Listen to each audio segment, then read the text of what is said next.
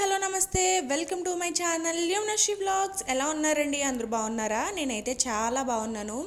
ఇవాళ నేను మీ అందరికి ఒక simple and healthy millet idli రెసిపీని చూపించబోతున్నాను. ఏ మిల్లెట్స్ అనుకుంటున్నారా? మరేవో కాదండి, రాగి ఇడ్లీ రెసిపీని మీ అందరితో షేర్ చేసుకుంటున్నాను అనమాట. రాగులు అంటుంది, రాగులు ఎక్కడ కనిపించట్లేదు ఏంటి అనుకుంటున్నారా? రాగుల్ని నానబెట్టాల్సిన పని లేదండి. మరి ఎలా చేశానో వీడియో మొత్తం ఫుల్గా చూస్తే మీకే అర్థమవుతుంది. ముందుగా నేను చూపించిన మెజరింగ్ కప్తో 2 కప్స్ మినపప్పు తీసుకున్నానండి. మినపగుళ్ళు తీసుకుని 3 అవర్స్ నానబెట్టేసుకున్నాను అనమాట. మనం మిల్లెట్స్ ఇడ్లీ చేయాలంటే అట్లీస్ట్ 8 అవర్స్ నానబెట్టాలండి. ఆ ప్రాసెస్ అంతా చాలా పెద్ద ప్రాసెస్ కదా, అదేది లేకుండా చాలా సింపుల్ ప్రాసెస్లో నేను చూపిస్తున్నాను. 2 కప్స్ ఆఫ్ మినపగుళ్ళకి నేను 5 కప్స్ ఆఫ్ ఇడ్లీ రవ్వను వాడానండి. కడిగేసుకుని మనం ఏ బౌల్లో అయితే స్టోర్ చేసుకుందాం అనుకుంటున్నామో అందులోకి పిండేసి పెట్టేశాను. ఈలోపు నలిగిపోయిన పిండిని కూడా అందులోకి యాడ్ చేసేసుకున్నాను.